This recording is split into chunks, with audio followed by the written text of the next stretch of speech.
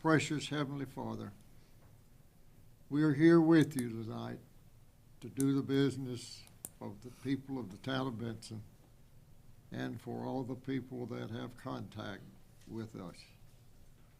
Lead us and guide us in the direction that will be favorable to you and favorable to the people that we're serving.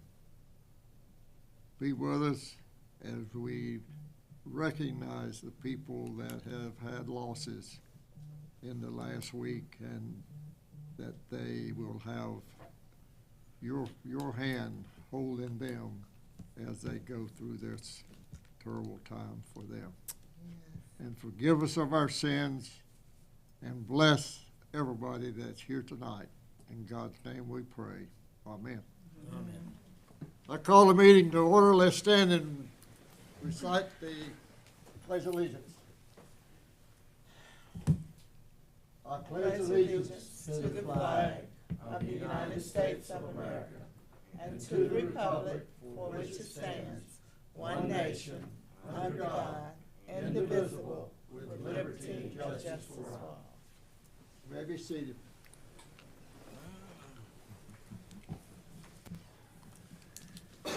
I'll entertain a motion to approve the agenda as presented.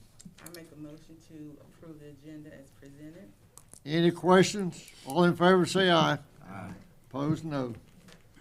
Consent agenda. I'll entertain a motion to approve the one item on the consent agenda. I'll make a motion. Any questions? All in favor say aye. Aye. Opposed, no. Public comments. You want to introduce him? Yeah.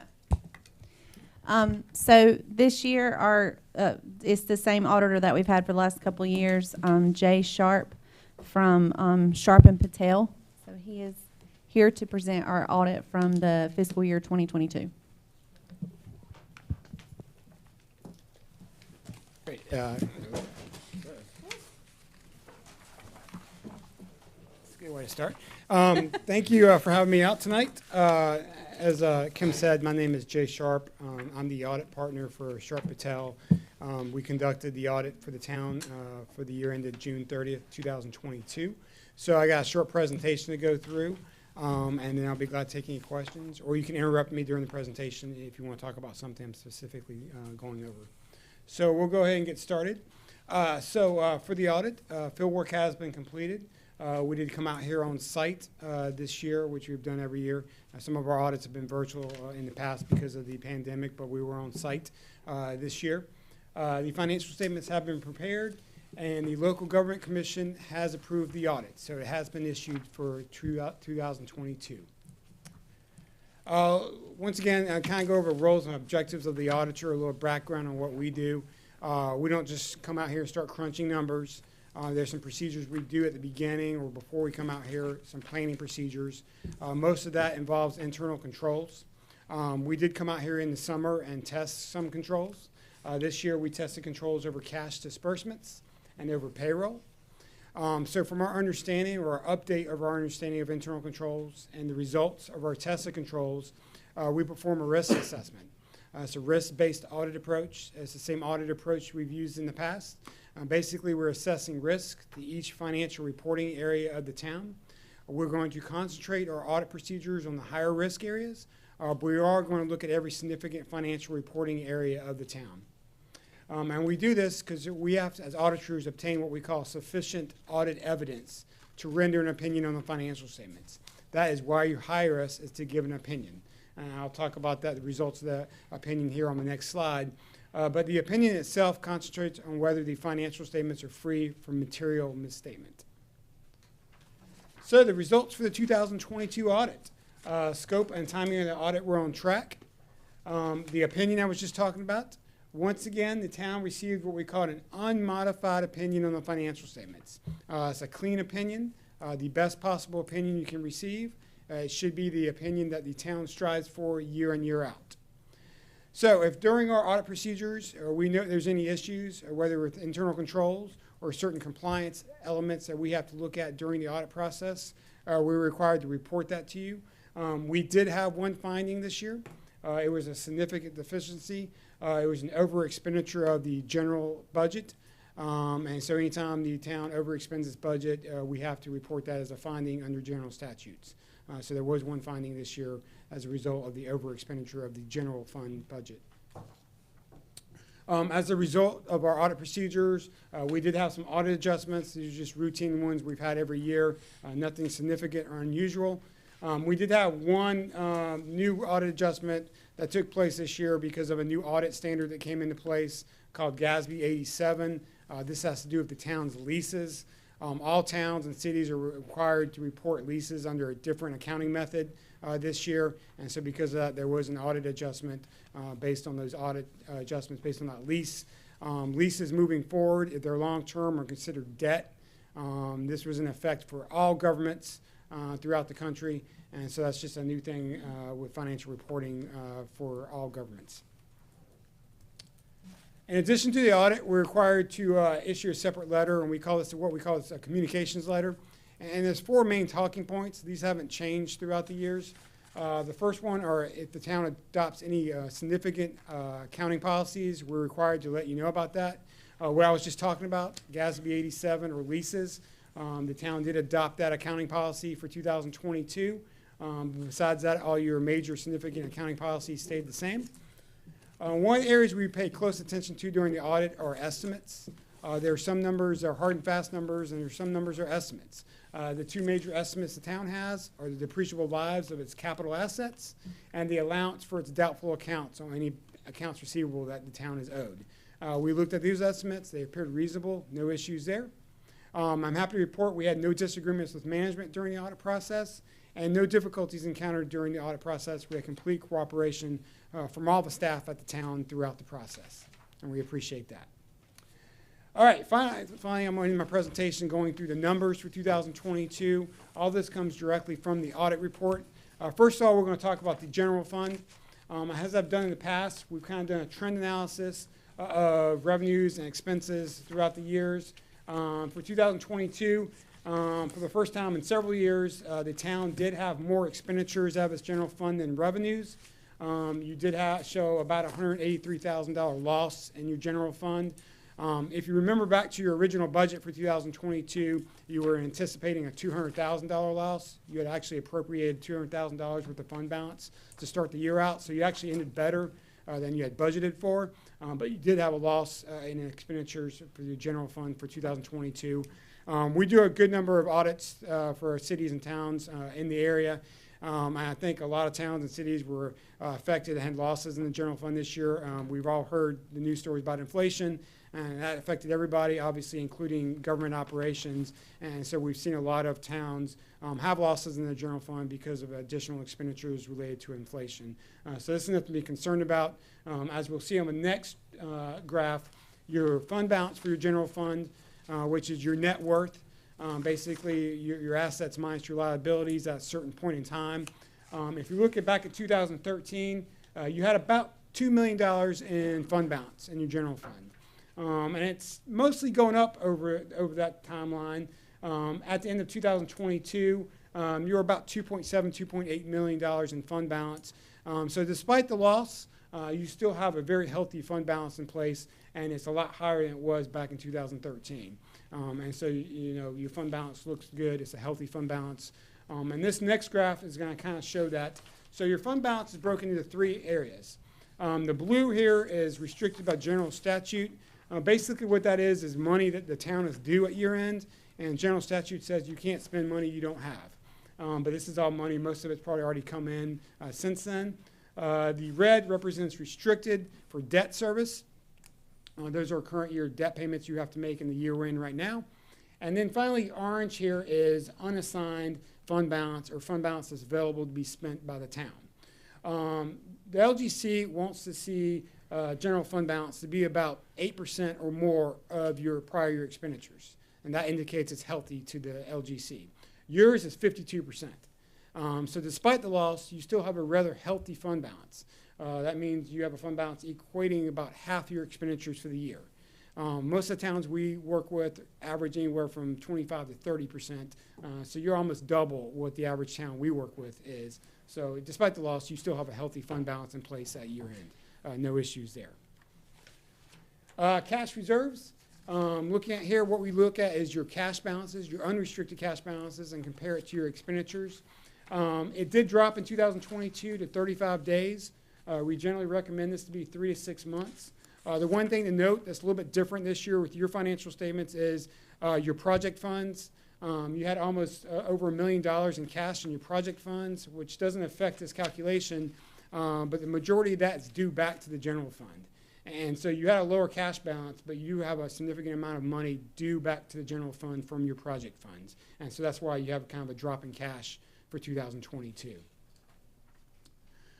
Property taxes, just a slight increase. You see the trend analysis here. The property tax revenues have generally gone up since 2015, just above $1.5 million, and you're over the $2 million mark for the year ended 2022.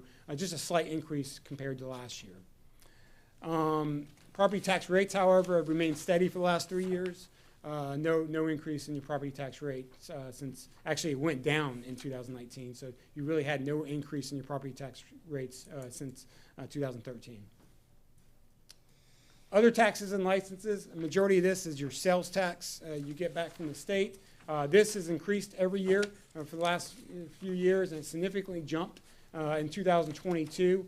Back a year ago, you were about $1.26 million in other taxes and licenses. For 2022, it jumped to $1.4 million.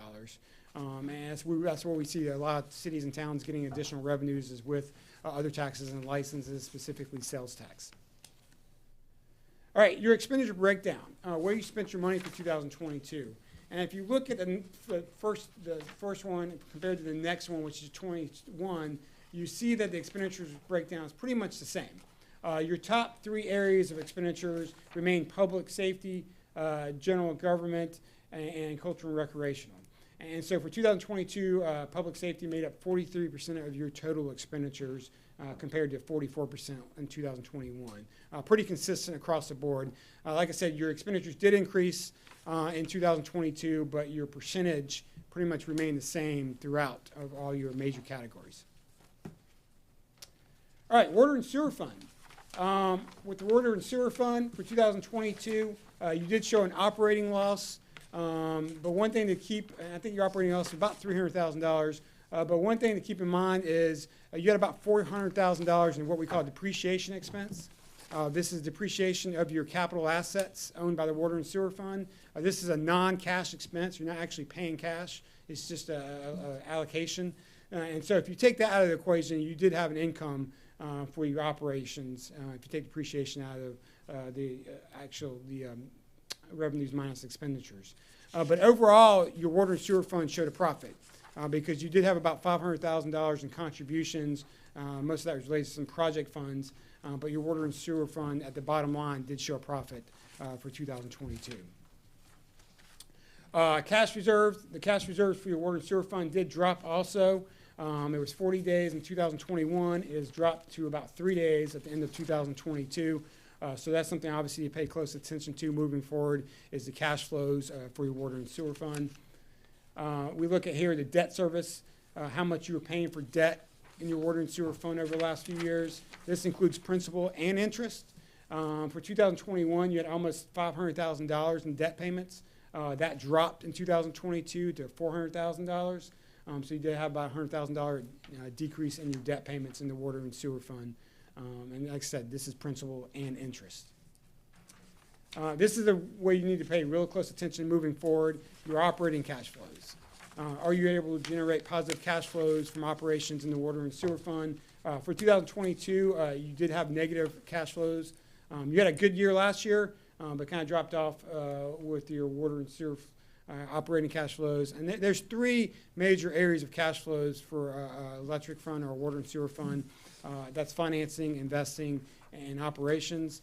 And we did see this across the board a lot with towns and cities because it's harder to collect cash during a pandemic because people don't have as much money. And then we have inflation that increased your expenditures with the water and sewer fund also. But that's something to pay close attention to in the future. And finally, we'll end up with the electric fund. With the electric fund, you did show a loss Once again, you did have some depreciation associated with this, but overall, there was a loss with your electric fund for 2022. And once again, with that, your cash reserve did drop from 79 days to 41 days over the last couple of years.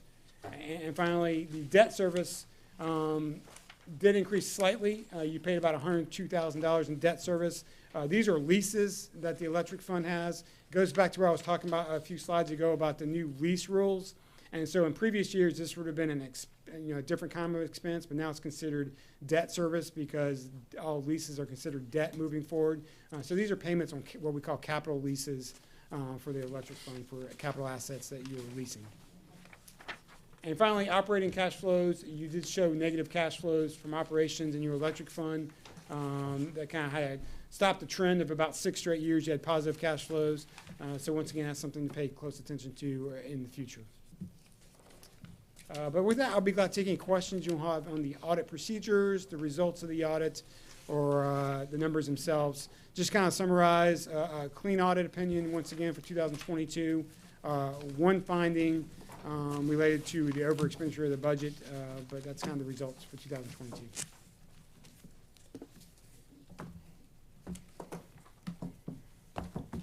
Anyone have questions of Jay? The electric fund loss in 2022, due to what? Additional expenditures went up compared to 2021. Was the reason for most of the loss was the increase in the expenditures. We had to get that contractor in here. What was the We name? used- That was, we used that was the- some of it, that's what, We used That's- fund balance for some of it, and then Yeah. expenses were up as well. But as far as their, what y'all know is fund balance for the electric fund, is still healthy. I mean, it's still at 907,000. I didn't know who health was brought on by debt. Hmm? You said they're healthy, but they're in debt. Well, there's debt service in all the funds. I mean, the electric department has leases for trucks. One of them falls off this year, one lease payment, and then you have another one still. so that's where, most of this 246,000 though came from,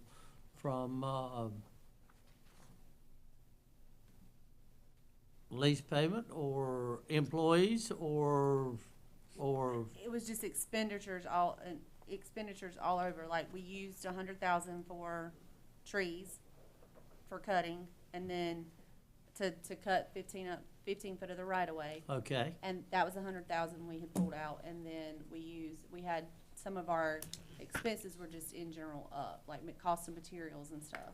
Everything we talked about last Friday. Not necessarily the employees, but materials. I'm talking about the contract labor that we had brought in.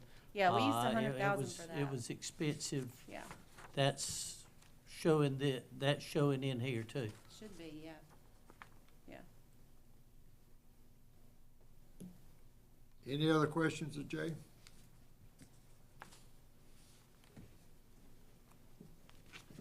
Thanks for coming, Jay. Great, thank you for having me. Thank you. Have a good meeting. Thanks, Jay. You gonna introduce Glenn? Yes.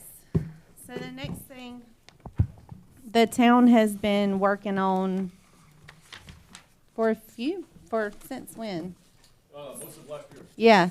An asset management plan hydraulic study for the water and sewer department. That is complete, and so Glenn from Withers Ravenel is going to go over what they found out of that study. Should just be the next. Excellent. Well, Mayor and Commissioners, good evening. Great to see you all, as always. Thank you for your time this evening. As Kimberly indicated, here tonight with a couple of updates for you about the conclusion of 2 efforts that we worked on throughout the majority of last year, wrapped up and delivered to staff shortly before the holidays. And that is the drinking water system asset management plan and the accompanying hydraulic system distribution system model. So a couple of housekeeping items here. I think for purposes tonight, I'm going to try to be really very brief and only touch on some of the high points here. I'll say this entire process was very collaborative and very iterative with town staff. There was a pretty robust review and submittals process, and so we feel very good about the finished product and the value it represents to the town. So that said, I'm going to try to hit some of the high points on this. Please, by all means, don't hesitate to interject questions as they come to mind. And if after the fact you do have the opportunity or desire to take a deeper dive into any of these documents, please do so, and don't hesitate to reach out to me with additional questions. I'll be happy to talk about it or take a little bit deeper dive into it. Also, for the purposes of our discussion this evening, I'm going to focus primarily on development of the asset management plan as opposed to the water model. I think for you, the governing body, the asset management plan, is probably the more consequential piece of this effort. That's the part that contains the resultant capital planning as well. I don't want to in any way, though, discount or minimize the importance and the value of the water system model. For your staff, particularly, I think your planning and your utilities staff, that's by far the more consequential piece of this effort. That model, I think, is going to represent a very useful tool for them. It is going to provide them a level of operational insight and the ability to plan, forecast growth and model growth in a way that I don't believe they've had the ability to do so previously. And we will touch on a little bit more of that as we get into it. So just quickly, it's been a while since we talked about this. You know, quick recap about what's an asset management plan or an AMP and why do we do it. And so basically the short answer is to identify the handful of questions or answer the handful of questions you see there, in this case as they pertain to your drinking water distribution system. So at the end of the day, we want to create a living document. We want to take all of the existing information that you have or that we can gather on the system, put it into one central location in a very concise, uniform, easily digestible, and easily usable document. And that's what we've created. And so at the end of the day, we're trying to answer, what do you have in your system right now? What kind of condition is it in? What is your committed level of service to your end user? What is your ability to deliver on that level? And then the all-important question, what does it cost you to do so? We do quite a bit of this work. I will say we go about it in a very formulaic nature. That is informed largely by the Institute of Asset Management, who are the good folks that provided this colorful and incredibly confusing infographic you see there. We also rely really heavily on the North Carolina Division of Water Infrastructure, and that's probably the more important piece of this for you. DWI has prepared and given us and given you a fantastic guidance document for what they want to see included in these reports, how they want to see that information categorized and presented. And that's really of tremendous import to you on the backside, because when you do enter into competitive funding applications with Division of Water Infrastructure, having this document in place and up to date will significantly improve the scoring and the attractiveness of those applications.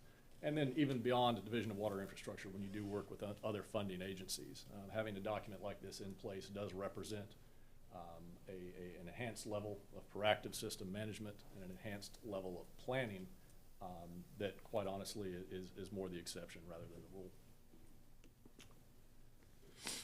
So components of the asset management plan, we'll run through each of these individually, but big picture here, we try to go through and create a complete system inventory. We undertake a level of service assessment. We run through system design criteria. At that point, we have the ability to start to drill down and look specifically at individual asset conditions. As I mentioned, we did include a hydraulic modeling piece to this, and then lastly, the all-important capital planning aspect of it, or capital improvements plan that results from it.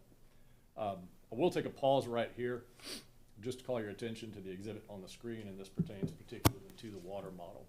I think this is a great graphic that starts to highlight just how robust that tool is and what it can do for the utility staff.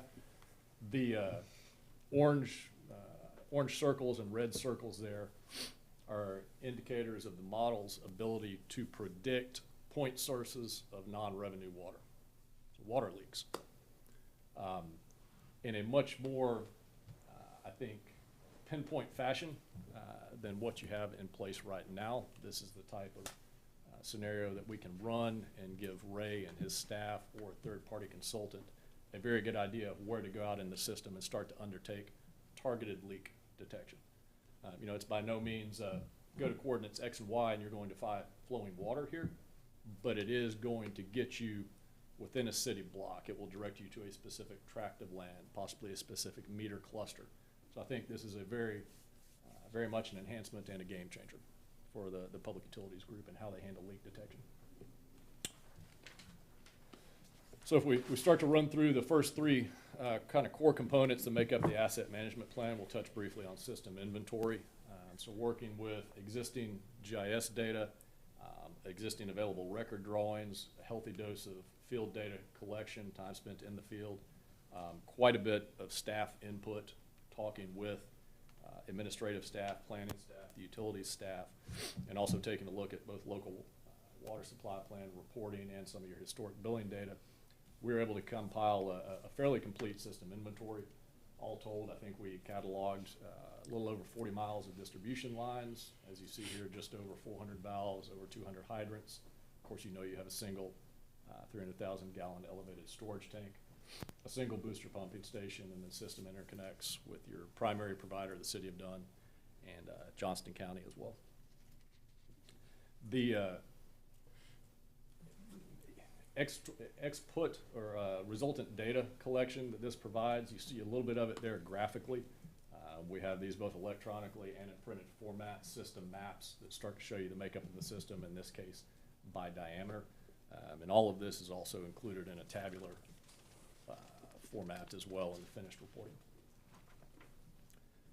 So second of the core components for the AMP is a level of service assessment. Basically, as a utilities provider, this is sort of your mission statement.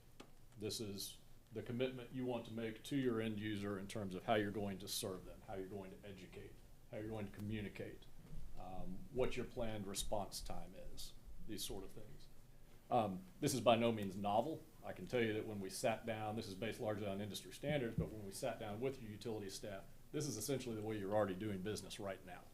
And so the idea here is just to sort of codify this, put this in writing, express it as it says there in measurable, quantifiable terms, you know, quantity, quality, reliability, responsiveness, etc. And the last of those three core components is system design criteria. This is simply the base metrics, the industry standards by which existing condition and performance of your system is measured. These are the policies, the standards, the technical specifications that guide the operations and maintenance of your system, and more importantly, the growth and expansion of it. These are the standards that when new development comes to town and wants to add to your system, you seek to hold them to. So we look at a variety of sources for this data, or to inform this data, primarily North Carolina Administrative Code, Insurance Services Office, and of course town standards. What you see there is sort of a snippet of the design criteria that you look to adhere to. Again, this is by no means novel. This is largely what you're dealing with and the way you're doing business right now. We always seek to find the most stringent or the most conservative standard possible. And in terms of what the town has on the books right now, that's largely in line with primarily North Carolina Administrative Code. So you're doing a fantastic job there.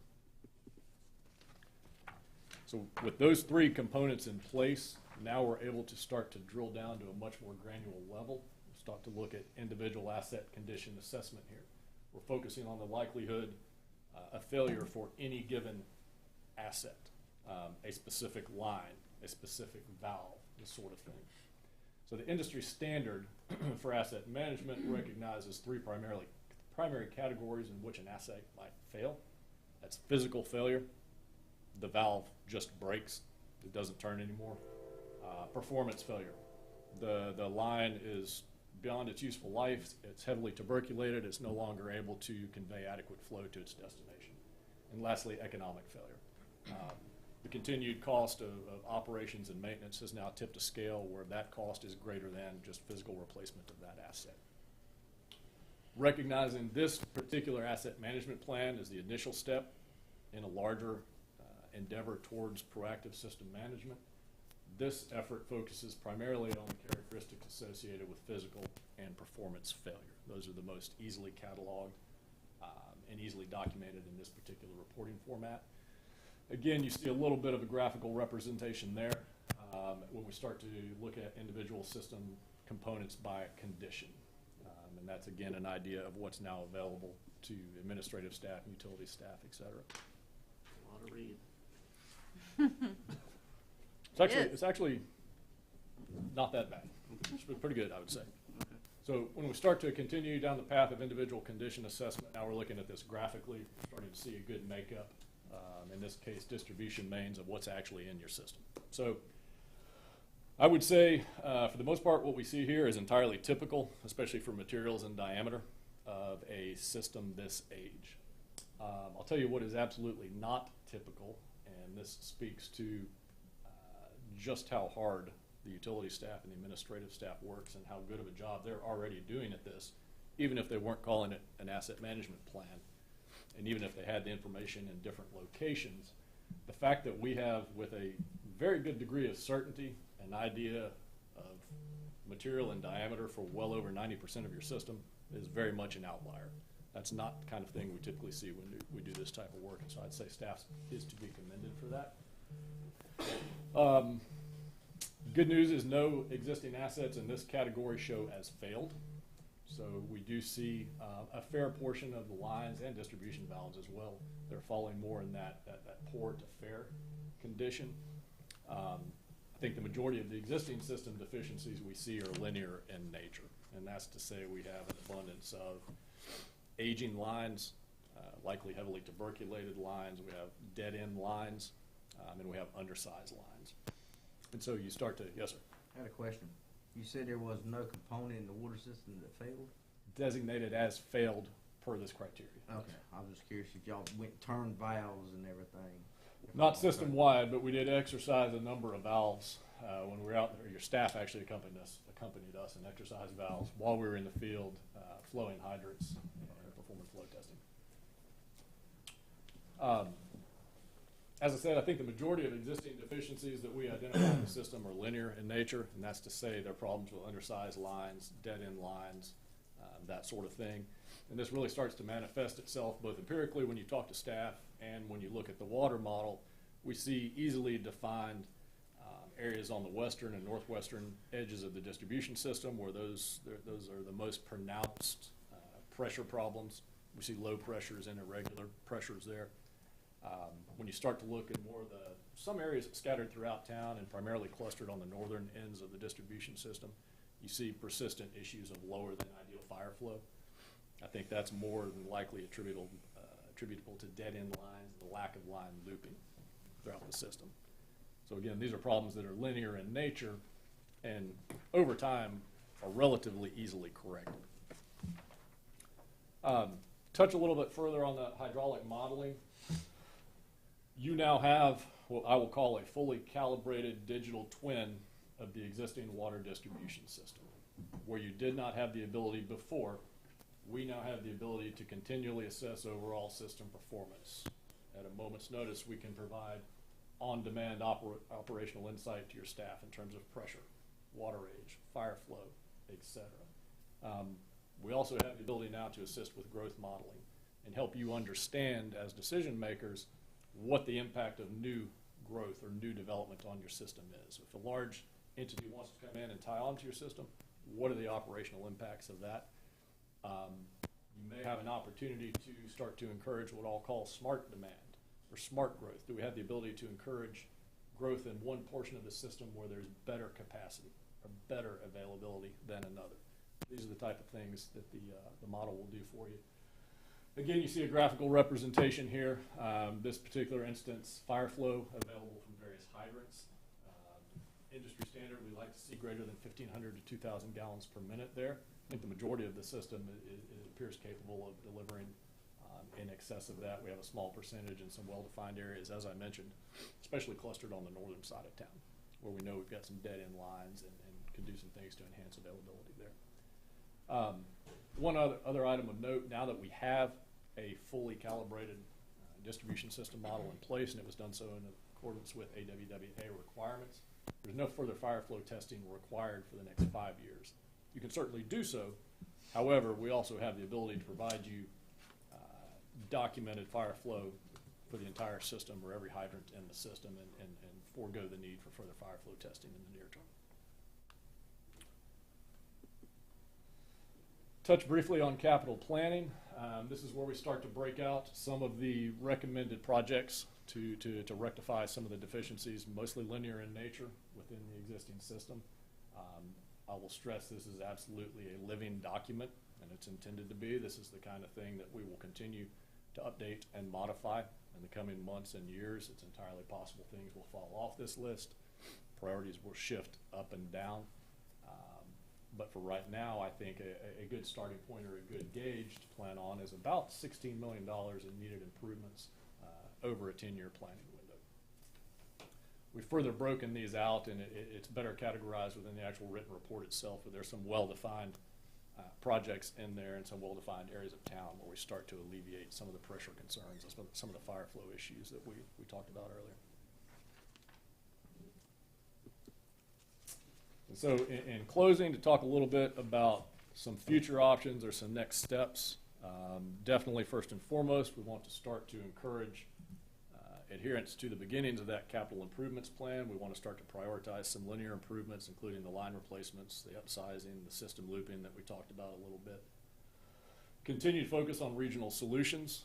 We've talked about this a good bit, and we know that particularly where funding agencies are concerned, they're definitely encouraging regional thinking in this respect, and so that's definitely something that will come into play in the coming months and years.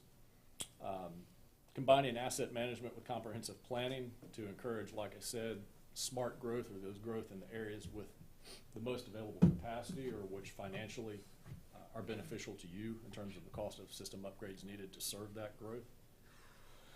Merging data sets with street maintenance. This is something we've talked quite a bit with staff about and talked about here actually recently, is if we do know there's improvements that need to be made either from utility standpoint or paving, do we have an option to be smart about it and go in and try to do both at the same time, or undertake phased improvements where you're getting bigger bang for your buck, basically. Several other items on here. I think the one other one I would probably touch on or stress is to focus on some of the coming regulatory requirements. Risk and resiliency assessments are something that you hear a lot about right now, as is emergency response planning and lead copper rule revision compliance. These are all things that are starting to come down the pipe. If we haven't already spoken about them, I suspect we will, probably here in the first quarter or first half of this year. That's pretty much everything I had prepared. Like I said, I wanted to kind of hit the high points and try to be brief. I'm happy to entertain any questions you may have. And one other thing that I can't stress enough is what a tremendous assistance your staff was in this process. Kimberly and Angela, both great help. I know there's several folks in the billing department who I'm not mentioning by name right now, but I know they were a tremendous help to us, as was the utility staff, Ray and Jeremy in particular. Spent a lot of time with those guys. They were more than willing to accommodate our folks in the field and were really helpful to them. And I will tell you, the empirical knowledge that he has and that some of those guys have is pretty impressive. It's you could fill volumes with it. And how much of this is Ray aware of that you've gone over with us, all of it? Yes, sir. Yes, sir, I believe so. We've sat down a couple of times with Ray and Kimberly both and started to unpack some of the final deliverables. Yeah, I was kind of hoping Ray would be here tonight just to enlighten us on some things if we had questions to him. Sure. A lot of it, your dead-end lines that you have got, that they are going out once and twice a week and flushing those hydrants just 30 minutes at a time. That's a lot of water. I'm just wondering, in the study, in looping a system or doing something different than just flushing that hydrant, will it eventually pay for itself that you're dumping all that water right down the drain? Absolutely. Yeah. So system upgrades just to upsize lines, first and foremost, will aid in that.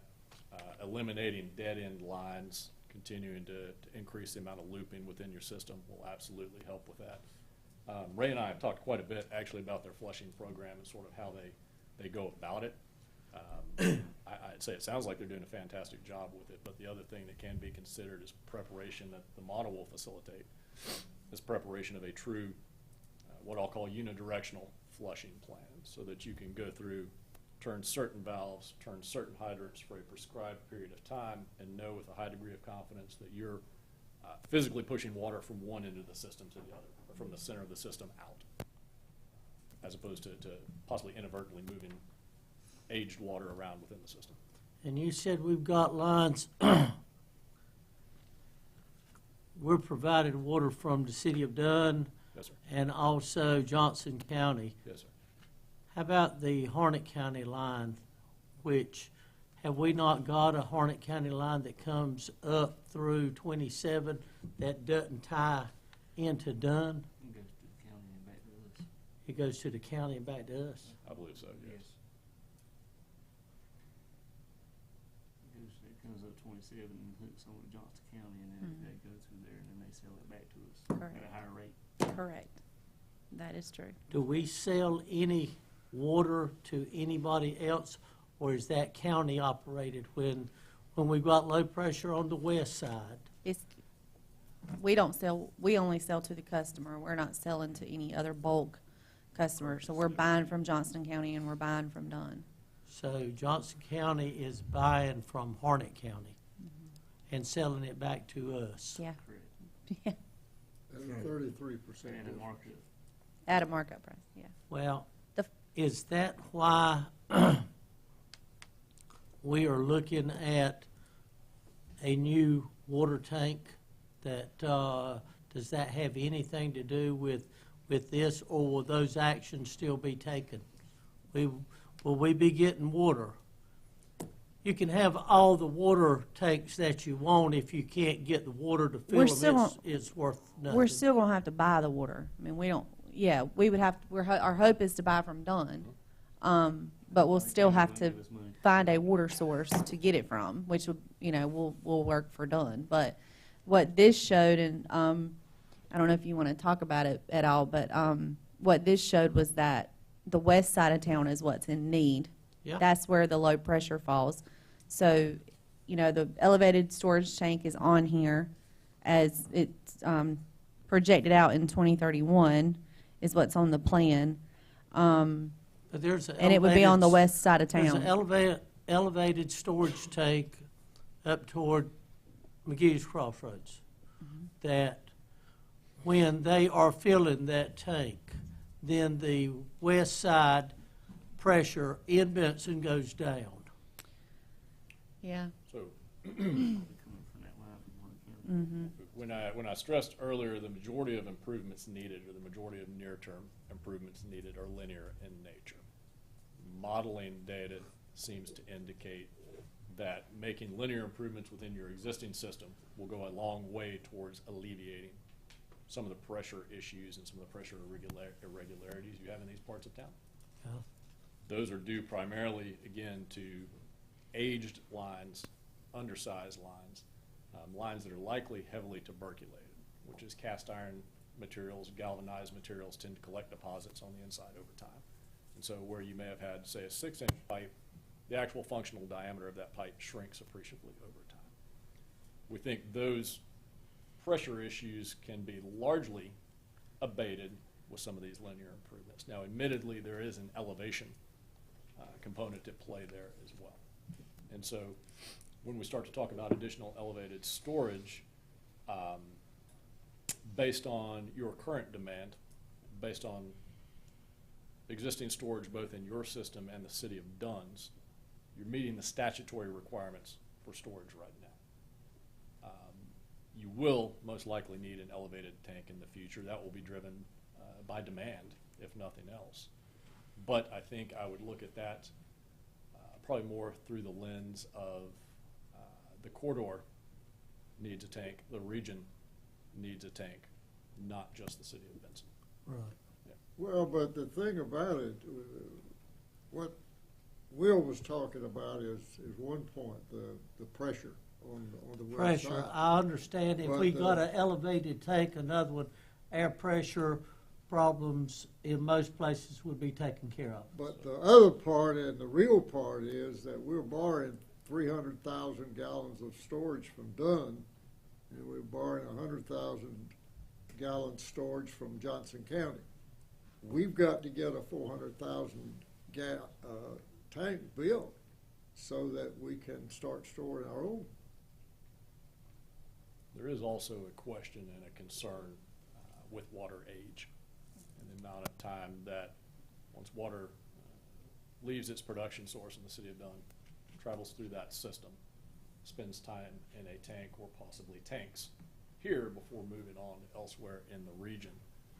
We want to be cognizant of not creating or exacerbating any water age issues or water quality issues.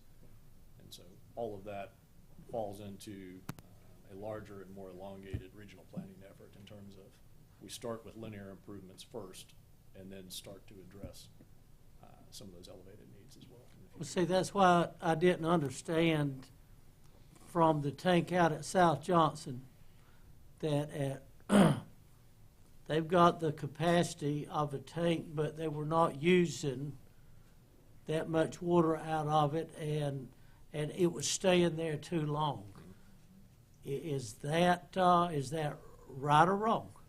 That's right. No.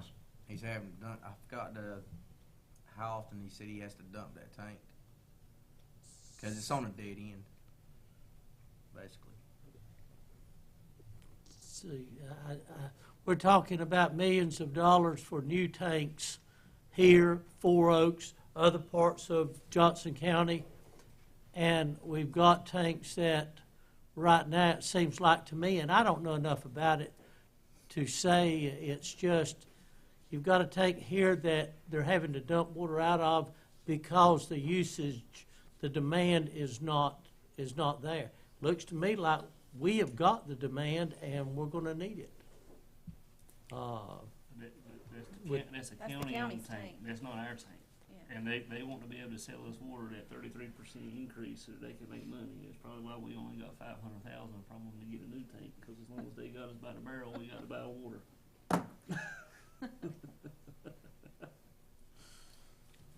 So, All right.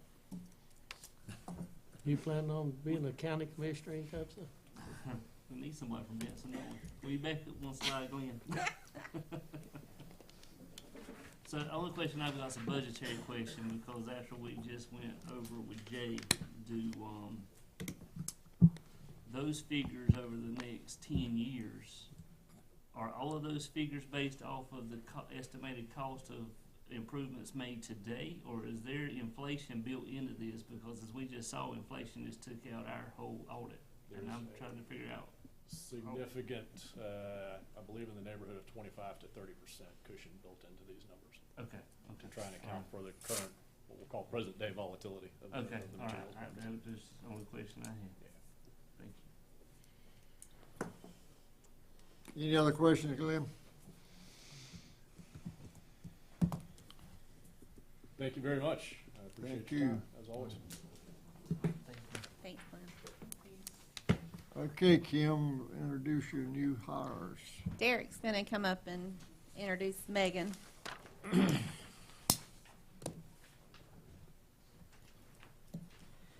Mayor, Board, it's a pleasure to stand before you tonight and introduce our new full-time employee in the library. This is Megan Horkovy. She started last Tuesday, January the 3rd, so she started off like brand new, first of the year.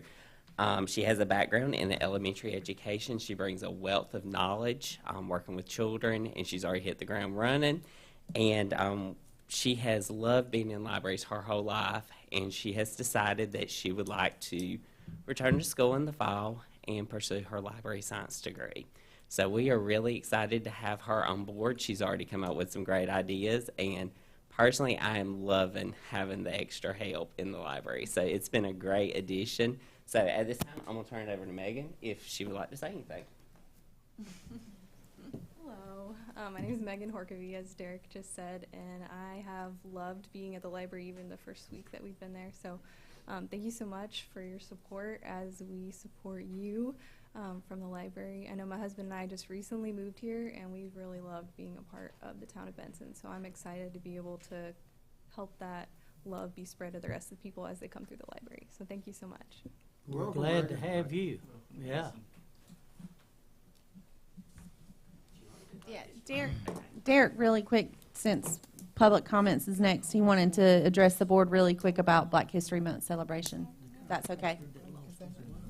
All right, so I just want to take a brief moment to tell you guys and fill you guys in. We've been really hard at work on our 2023 Black History Month celebration at the museum. And I wanted to tell you guys and invite you guys, mark your calendars. It's going to be on Sunday, February 26th, 3 p.m. And this year we will be at the American Legion building. The museum board decided it was a good idea to bring it back in town. And after careful consideration and how the venue was last year, the space, we have come to the realization that the museum is no longer big enough for our events. So we are going to go to the American Legion this year. We are really looking forward to it. And it will be officially announced either tomorrow, sometime this week.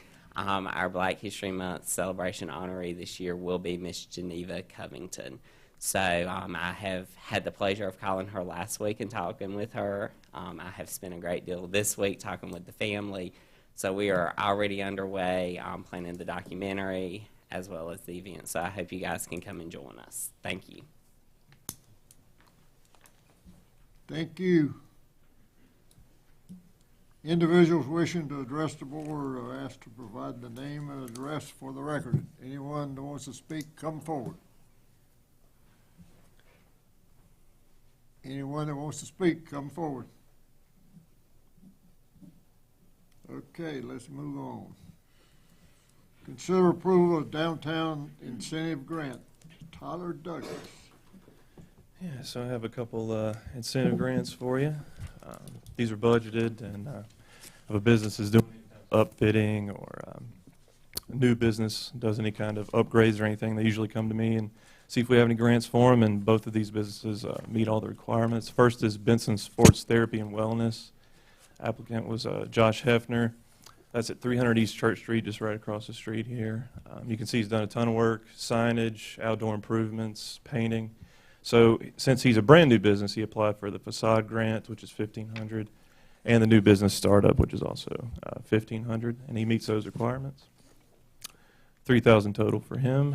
And then the Glamorama over there, applicant Aaron Lee, did a lot of outdoor improvements. They painted the whole building. They did some window framing, and they also put in a new side door.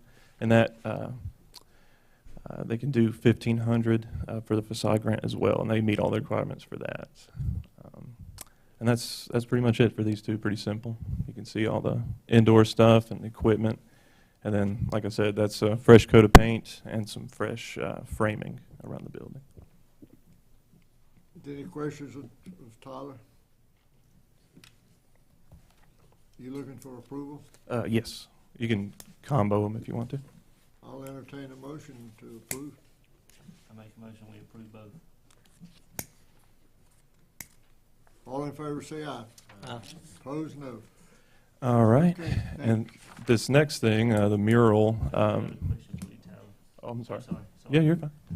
While we're talking about the improvement grants, at one point in time, I feel like we had a conversation about expanding the area that grant covered instead Sure. of just doing that. Have we looked at doing that? Well, I've pretty much always accepted most businesses that come to me. I sort of look at it as a downtown. I sort of say downtown.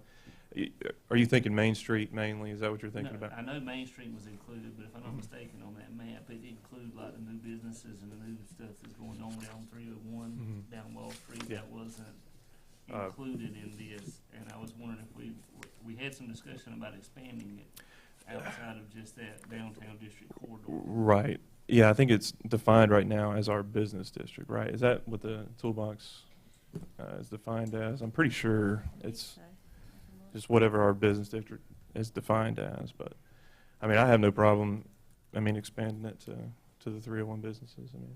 I just know the downtown district's not gonna continue to grow much more, but we've got a lot of new Right. businesses moving in on 301 that this could benefit.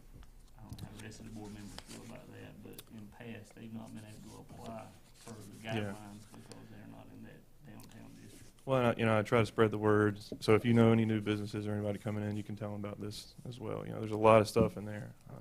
Rental assistance, utilities assistance, all the facade stuff, front and rear facade. I just wonder how the board would feel about updating that district map too. I think we need to talk about it a little bit more. Yeah. That's the way I feel. That's from the website. I was looking at the grant Yeah. itself. Okay. You don't have to answer it now. Yeah. Oh, yeah. No, we can absolutely. Yeah. We can look into that. at Yeah. it. All right. Sorry to interrupt. Oh, you're fine. All right, the next one is Orbe's wash and fold Yeah. So portrait. this is not an art board or town project, but an area artist came to us as far as applying to do a mural. It's the first one we've actually had go through the planning and approval process. And to your question, Will, Orby does own that building. I looked it up just a second ago Did? on GIS. Yeah. Okay. So she does own it. Very Business good. owner approved. This went through the planning board and then, well, not planning board, but planning office, and then then through the art board. We had her resubmit because we wanted to tweak some things through the art board, and this is the final thing. So that is what the mural will look like at the bottom there, but it will only be going in the white portion of that building. So no brick will be painted or anything. So it's a kind of a small, triangle there at the top is where she's actually planning on putting it.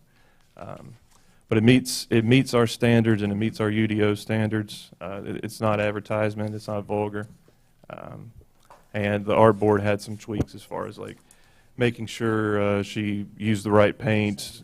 She has done murals in the past, that kind of stuff. So, but this is basically just bringing it to your attention and for final approval. Was Ms. McAllister going to pay the bill for this? Yes. We are not paying a thing. This is more or less just aesthetic approval from you guys. Yeah. So. And she's putting it at the bottom? She's putting it in I'm sorry? she's putting it in the white. Oh yeah. So you see that green triangle there? That's where the mural's going to go, not on the brick. Just right there at the top. Mm-hmm. Yeah. But now initially, if you would read through this, she wanted some cinder blocks or something. She wanted some stuff at the bottom, like some farm tools and different things to sort of like bring it out. But we nixed that just because it seemed kind of dangerous. So we took that part out. I know we've got some around town, but I'm just wondering what this. I mean, this lady has done a lot of stuff for the arts. Yes.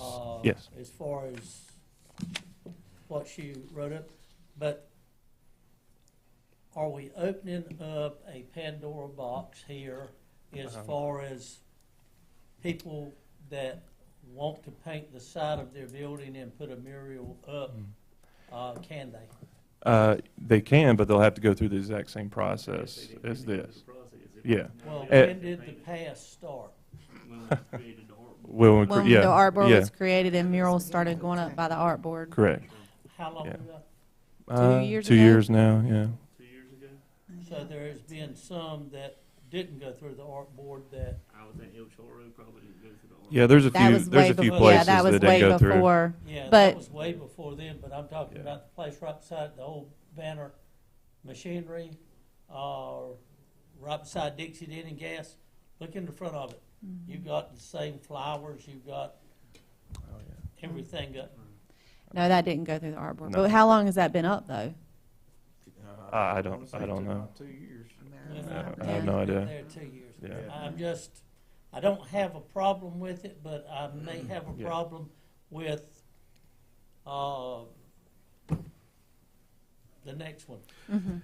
I mean, and obviously as a growing town with the growing businesses and stuff, you're going to want to have a mural checklist and things for this exact reason. Well, But, we've got murals yeah. down on Main Street, Yeah, but and I think it was a very good But, job. Yeah. but we've commissioned those. Yeah, those were and we've commissioned paid through for us. the tax dollars, or Yeah. hotel taxes paid for it. So Yeah. that's everything we've commissioned. This is the first one that we've gotten that we did not commission. We didn't Right. find the artist. We didn't approach.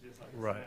Yeah, Yes. exactly. Yeah, exactly. Exactly. Apply for a sign permit, she's Yeah. applying for Yeah. a mural permit based on what's in our UDO. Correct. Yes.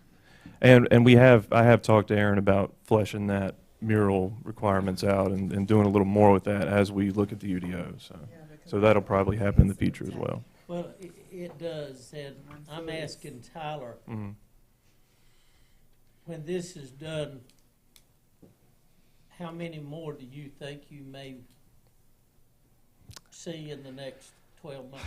It's hard to say. I mean, you know, a lot of businesses would rather go through the art board because we pay for it, and you know, we send out the commissions and all that stuff. You know, so like most of the murals that I know are going to happen in the future are on the list for us as the art board to take care of.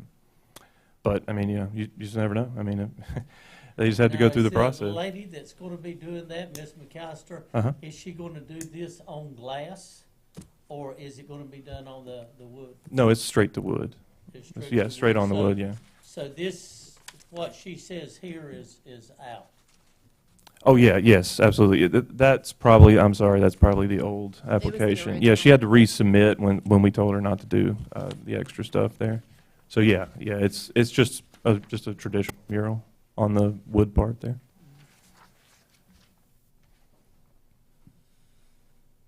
What's the wishes of the board? I make the motion, we approve. Any other discussion? All in favor, say aye. Opposed? Ayes have it. Thank you. Thank you. Okay. Jay Murray, he's ready to go. Yes, I am. Good evening, everybody. And I believe I got everybody's hot topic this evening is paving. I provide in your package a little map. I try to make it as small as possible for you.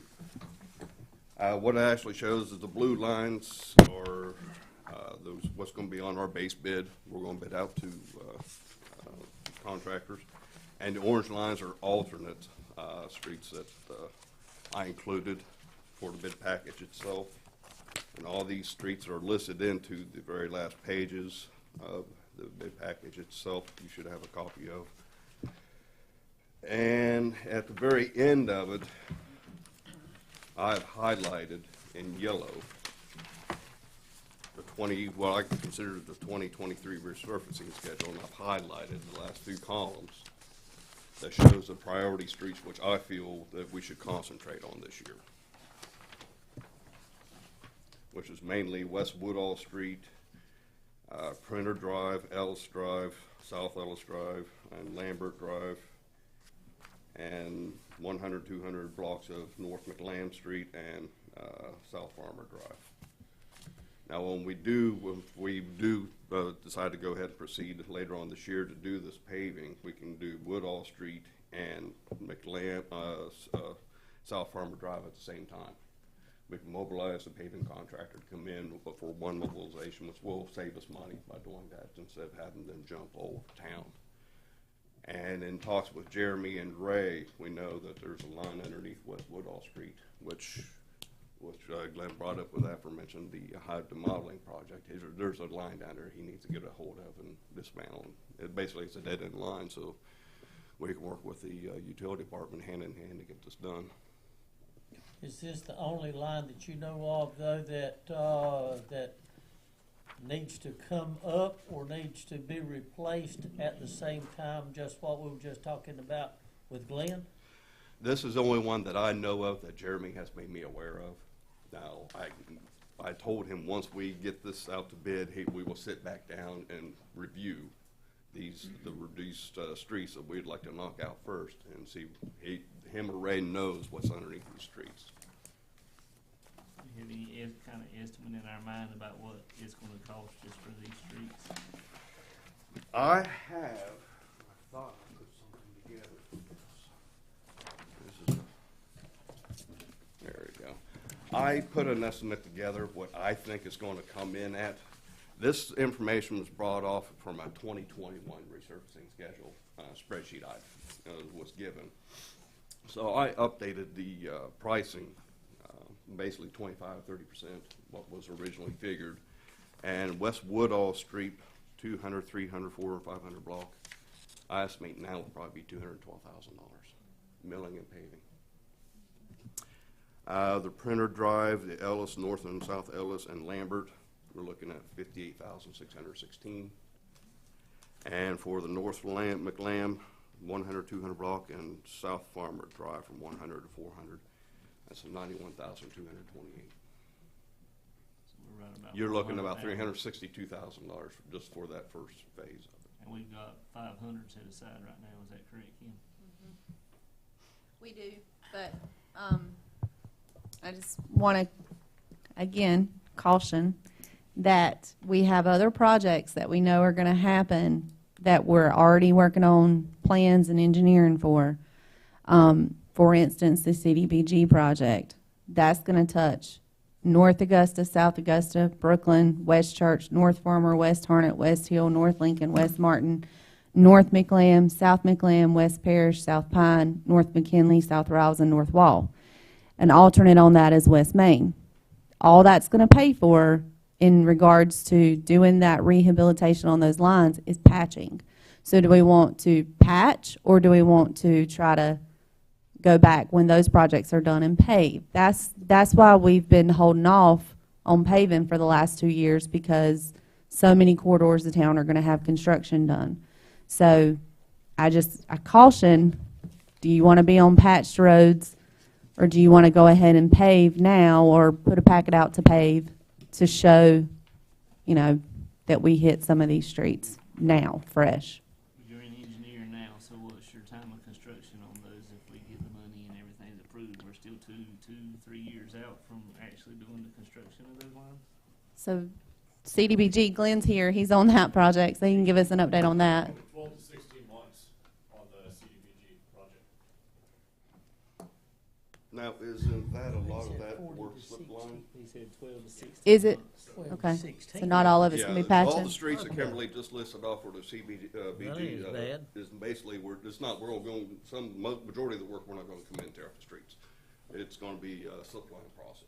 There is Okay. some slip lining, there's some point repairs as well, there's a number of service restorations, there's some manhole rehab to be done, so it will be a mixed bag in terms of not paving disturbance that you see.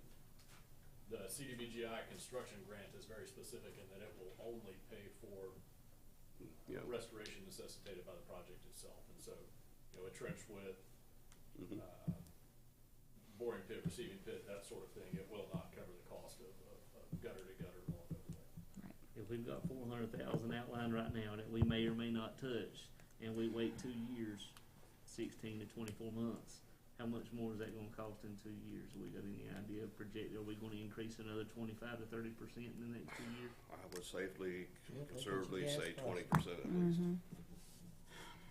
And the figures I read off to you is what I thought they would be. That's not Until what we we go out to bidded. bid and You find don't know. out exactly what the contractors are Well, if we seeing go right back to now. bid and we don't like the bids, we can. We can always- reject them. We Yeah, can always you reject. absolutely can I reject don't them. think we've done any paving since 20, and the streets are in horrible condition. If we're not gonna touch the ones that are in yellow, I think we should at least go out to bid and see what it's gonna cost and then make a decision. That's my thought. Do you have a time frame for us that you want us to do that, like now? You want us to put it out in like February? The plant's open now.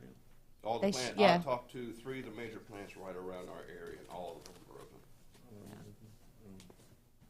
Yeah, they're paving out off Chicopee Road. Well, I'm gonna be honest with you. I know that we need, all the streets in Benson need paving, all of them. Yes, ma'am.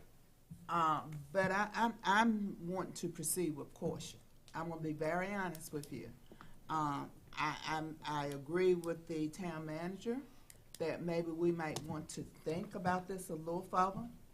With all the things we got going on right now, we don't wanna get ourselves in a position. And the man sat back there and said, with the finance, we pretty good, but we wanna stay above. I'd rather put the horse in front of the cart than the cart in front of the horse. How much would it cost to patch? Any ideas what it would cost to patch the streets that are in the worst condition right now? No, and you know, one of the things we talked about is there a possibility that we could borrow a hot patch machine? I mean, right now all we do is cold patch. but I know that there's some neighboring municipalities that have a hot machine, so can we use theirs to maybe patch over some of these bad streets? And again, you know, there is you can put it out for bid and find out what the price of it's gonna be. We can always reject it, but we need to be very specific when we put that out for bid. You know, I wouldn't use all the streets that were listed in the bid packet. 'Cause, I mean, this, correct me if I'm wrong, but this has like Carolyn Drive and stuff. I mean, Yes. I would, if I were gonna do it, I'd narrow it down to those ones in yellow that he's mentioned. But we need to also be prepared for what inflation has done, and it's gonna be a lot. And that's even with the possibility of securing a contractor. to do If they'll even bid it, yeah. This may be something that we plan on right now and see where we sit at monetarily wise, but it may not be something we're not gonna be able to do anyway until November or December. Because once, you know, weather's breaking now, builders are building again, so. And that's something we'll have to specify in the contract is the time, like, if we put it out for bid, when are we looking at doing the paving? We've got to give them a time frame of when to do it. So what we've typically done is do it in November. We usually try to get on contractor on the end of their year list, when they're kind of slowing We've done down. the bid in November, or we've done the paving in November? We've done the paving in November. We usually go to bid in September, October. Well, maybe we hold off until then and see where we are with CDBG, and it'll be, what? And some of the other 7 stuff. months down the road? Mhm. Yeah, we also have some water improvements, and we have a 2023 stormwater improvements are gonna be coming down. Yeah, we're waiting. Underneath the railroad tracks, going down Harlan Street, up to Parish, and we don't wanna touch anything like that right now. Basically market to railroad, and we'll know about that grant, in February.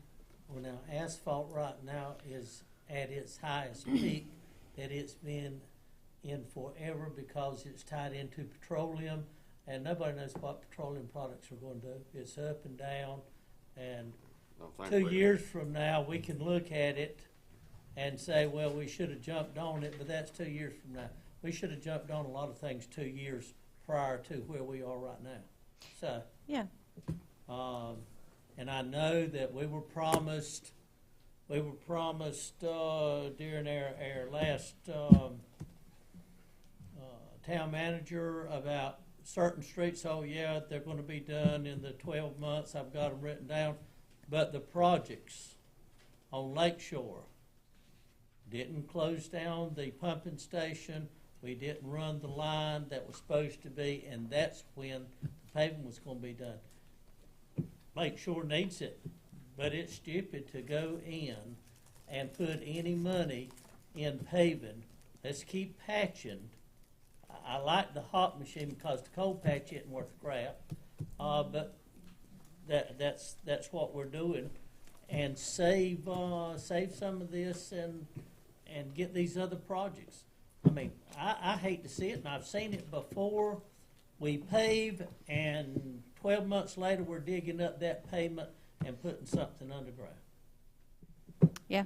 that's something I've really concentrated on. I'm working with Jeremy and Kimberly, and we're trying to make sure that any projects we have coming up, we're staying off those streets. Okay, but on West Woodall Street, Yes. those streets in there, are there anything except one line that you know of? There's nothing else that I So know we of don't that's have coming to up. worry about these streets going back in and, No, and that's what he's saying. I mean, he's highlighted what we know. That we know that- that we can go in and work on right now. Right. But not have an issue unless, you know, So- have a major water leak. so or we're something looking like at that. 200,000 on Woodall without going any further.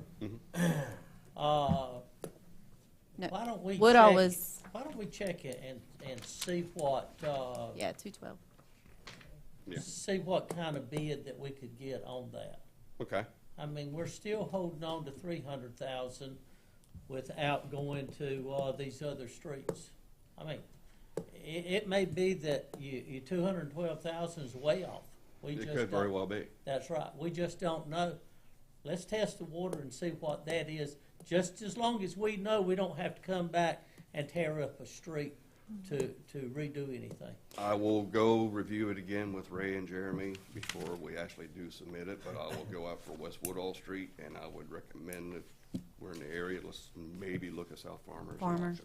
Yeah. Since And we wanna- can do wanna be there.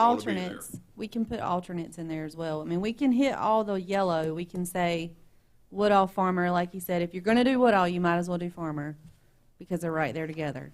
So go ahead and put that in the bid packet and then do alternate for Ellis and Lambert and Printer and McLam. And we can do we could do alternate B and alternate C. I keep in mind this just because we pay, don't think that, just because the town don't go dig up the street. Somebody else The might. Utilities might have to do it. You got any on the books for over there? So we need to get with Dean then too, because Okay. he's PNC. I mean, All right. no, Piedmont. Yeah. Okay, Yeah. all right. So just know that'll take us, we'll touch back with staff next week. We'll set up a time with Dean potentially to look at some projects maybe they have ongoing. It'll take 30 days we'll need to at least advertise it for 30 days. So it'll be probably end of When February. does our next monies come in for that project, or for that?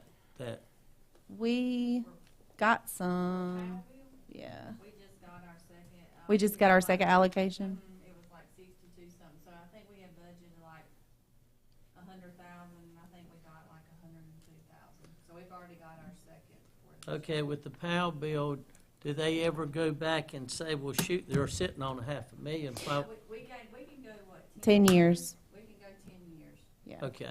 So we turn in a report every year. So this year, we have 124,387.69. We can also put that into the project. We can amend the project that we've already created of 2 years' worth of POW bill money, and we can put that in the project. But we do an annual report to POW bill, so they know it's sitting in a project fund to accumulate. And the size of our town, we can accumulate up to 10 years, and it's okay. But at that 10th year, it's got to be spent.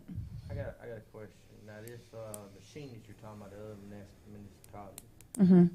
I'm not from the asphalt world, so what is it? I don't know. I just know there's a machine that's it's a hot patch machine as opposed to a cold patch machine.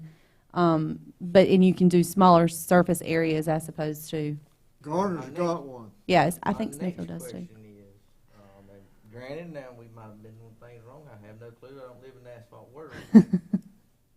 When back in the late '90s, when we had to do a patch, well, this was utilities also.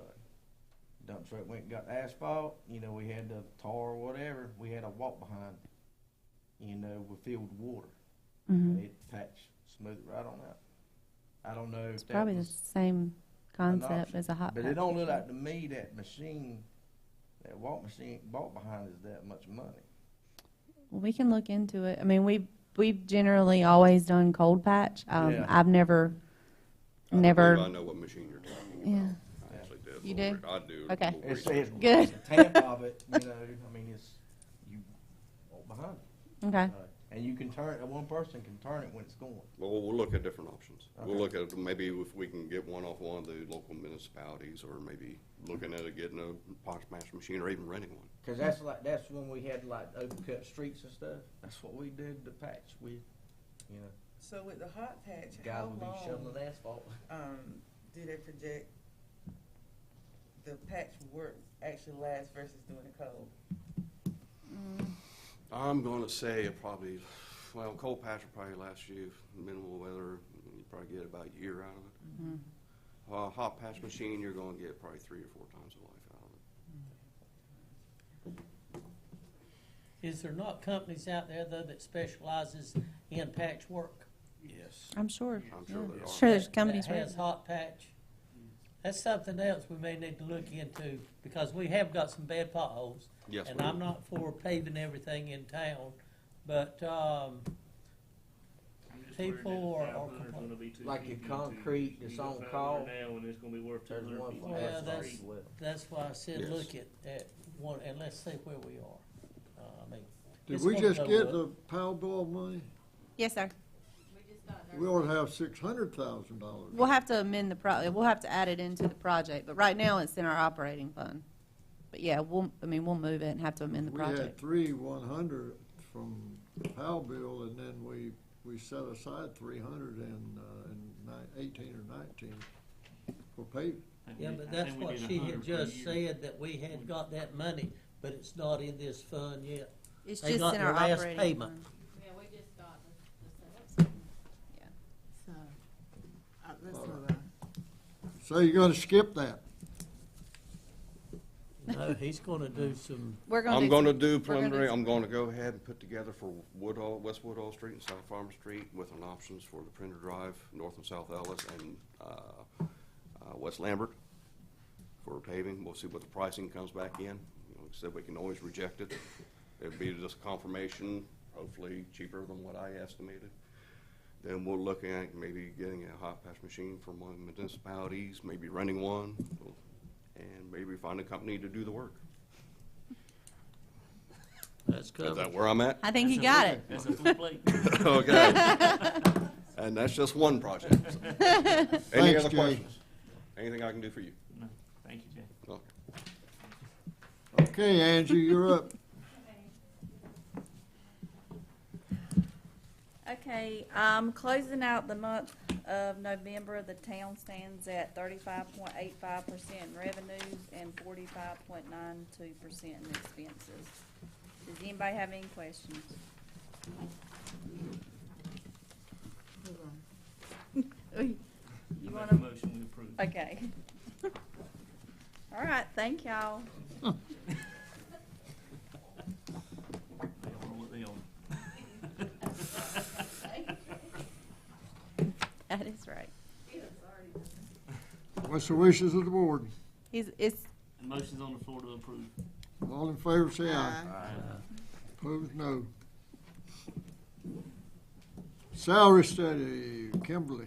all right. So, we talked about this when we were working on the budget. We did put in 25,000 in the current budget to do a salary study. So we put it out a few months ago, and we did get a proposal back from the MAPS group.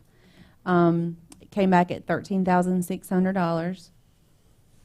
If it's approved tonight, they will start in February. It will take 4 months to do.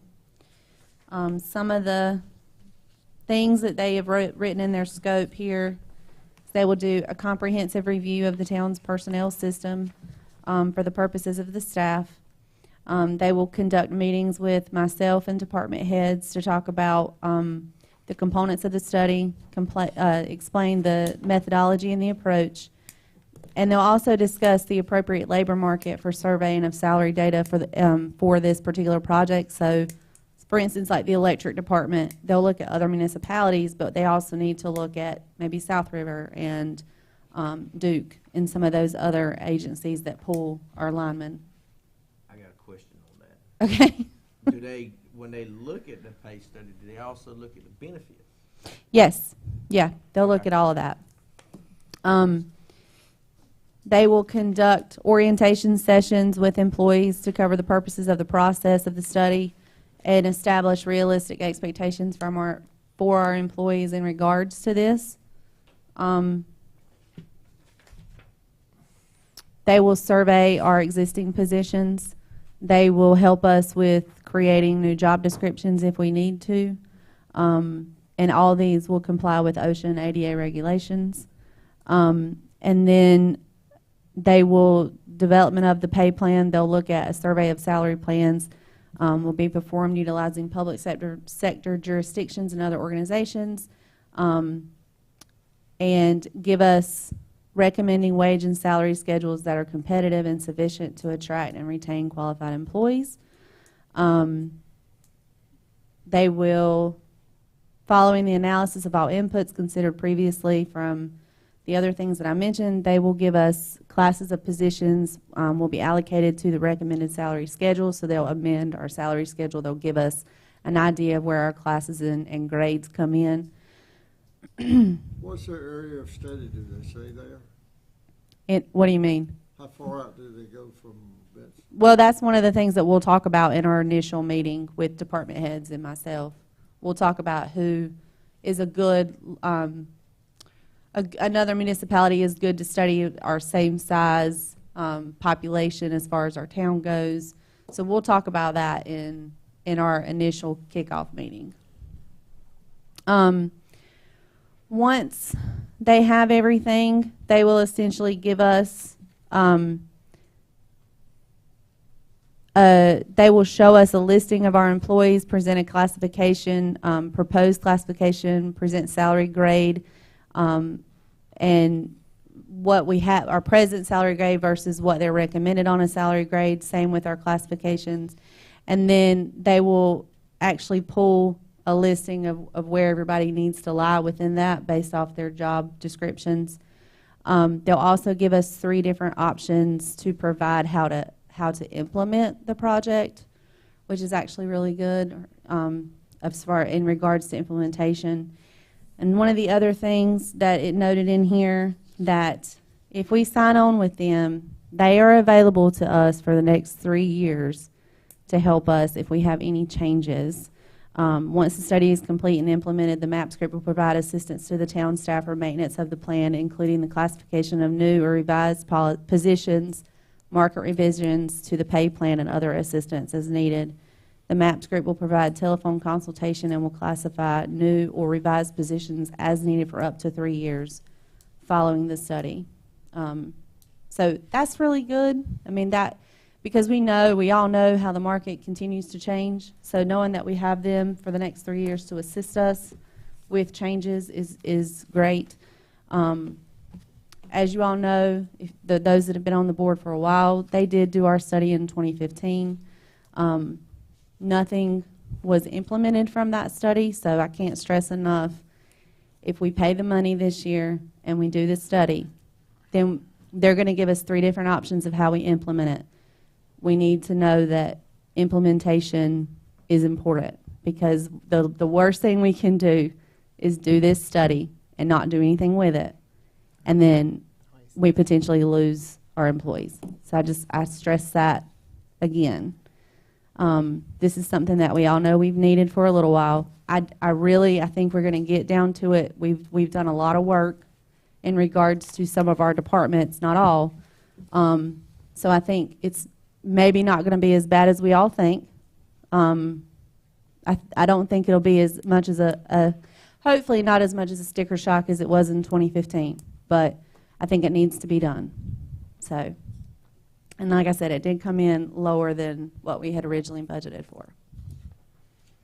So it's 13,000? 13,600. And they will present it to the board as well. Well, you approved that when you approved the budget, didn't you? Yeah, we put in for the budget 25,000. So this is under my limit. I mean, this is under the limit that the town manager has to approve. But because it's a contractual agreement, I wanted you guys to see where it came in at, and just reiterate that if we do it, we need to follow through. If we approve it tonight, you said 4 months, we'll have it by the budget meetings in March, May. April, May, June. We'll have it in June.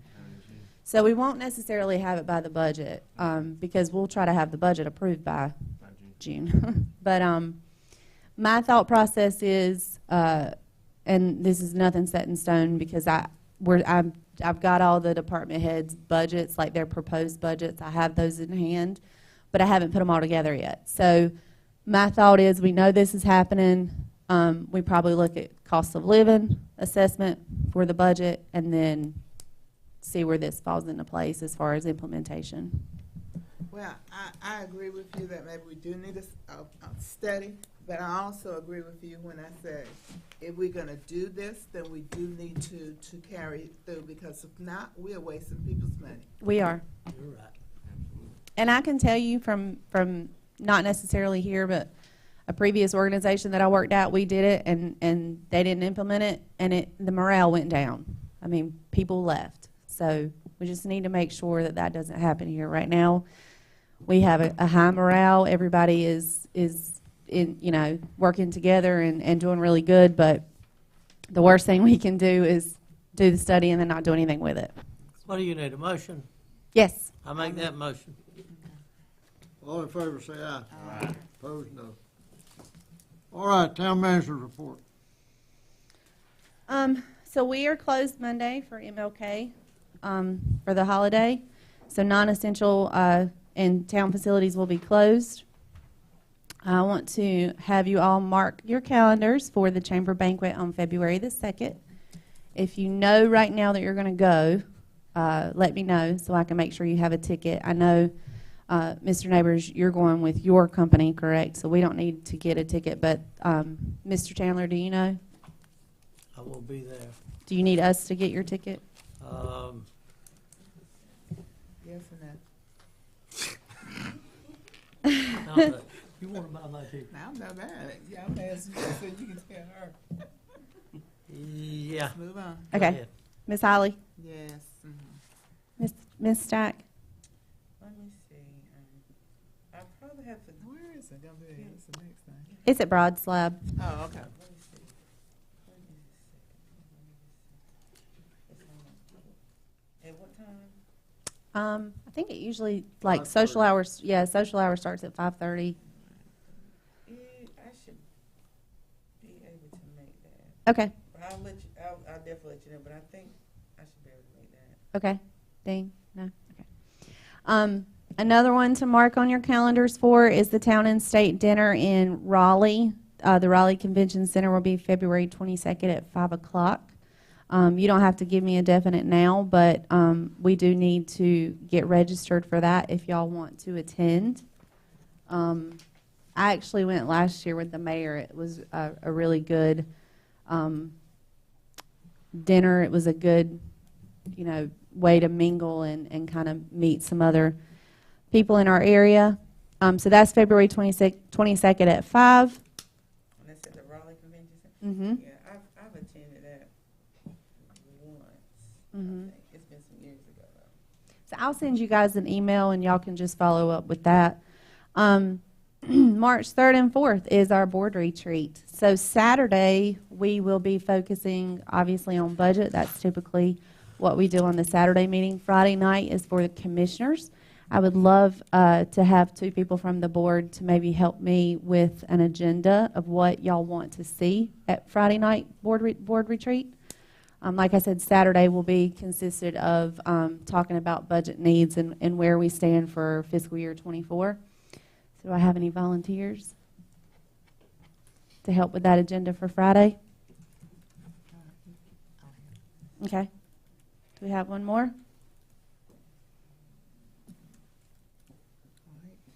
When we gotta meet?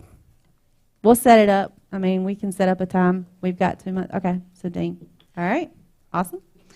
And then my final thing is the Electricities Connection Summit is March 7th through the 9th. That is in the middle of the week. It's in Cary. We do not have a schedule yet. I've been looking. I looked just before we came in. They have not submitted a schedule out yet for what that looks like, but if it follows last year, the 7th will start at noon. It will end at 5. The 8th will be all day, and then the 9th will start at 8 o'clock and end at probably around 12:30, 1 o'clock. So I'll send out a follow-up email on that. Just be looking for it to see who would like to attend that. March 7th, 8th, 9th. Yep. So Tuesday, yeah, it's the week after. Yeah, I know. You just go right in from one to the I other. know, one thing after the other.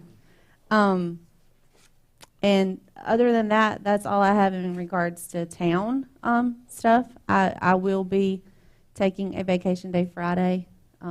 It's our annual trip out of town. So if you guys need anything, I'm available by phone, but I will not be at town hall, just so y'all know.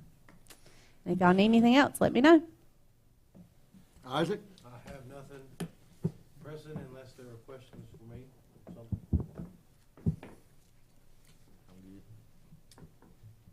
William? Hold on. I think I want one thing added to that part of our retreat. Okay. I don't care if it's brief, but we need to discuss the situation with the homeless in Benson. That is wearing on me like bad. So I really think that needs to be one thing that we discuss.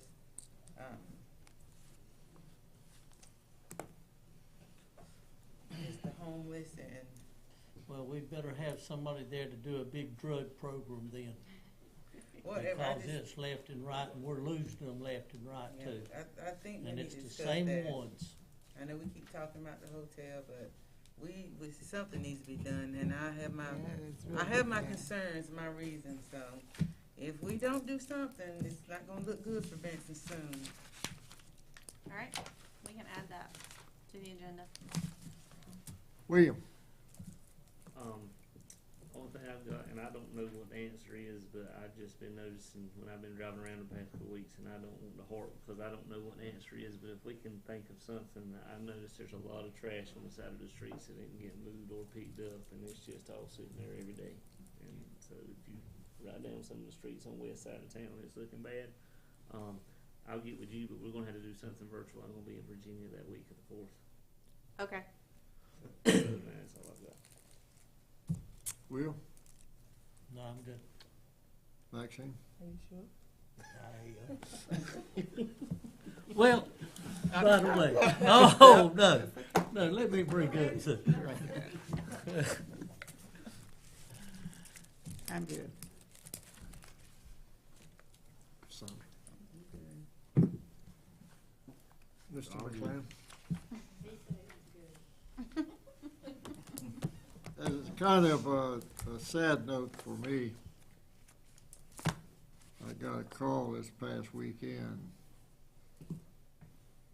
that Jimmy Cap's 2 sons in Nashville both died. 4 days apart. One from an overdose of drugs, and the other was killed by a policeman going to the house to arrest him. I mean, that's really a sad, for a great guy that was really thought of in Nashville, to have that happen to his family all at one pop. And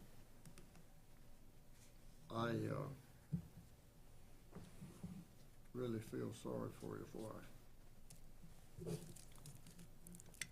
there anything anybody else wants to bring up? I'll entertain a motion to adjourn. Made a motion. All in favor, say aye. Opposed, no. That's the thing. It is, You know, and it affects everybody. it happens right here. Yes, it does.